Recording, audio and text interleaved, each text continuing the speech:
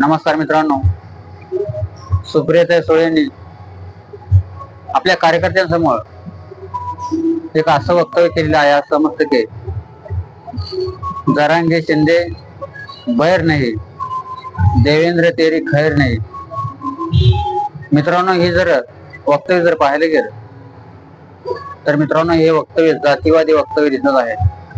कारण का तर मनोज जरांगे पाटील पण मराठा समाजाचे आहेत आणि एकनाथ शिंदे साहेब पण मराठा समाजाचे आहेत आणि देवेंद्र फडणवीस हे ब्राह्मण समाजाचे आहेत. मित्रांनो, हे वक्तव्य फक्त देवेंद्र फडणवीस यांना लागू नसून हे वक्तव्य उद्धव ठाकरे साहेबांना सुद्धा लागू आहे मित्रांनो, कारण ते पण ब्राह्मण समाजामध्ये येतात. मित्रांनो, राजकारण हे कर्तृत्वावर केलं पाहिजे, जातीवर केलं नाही पाहिजे.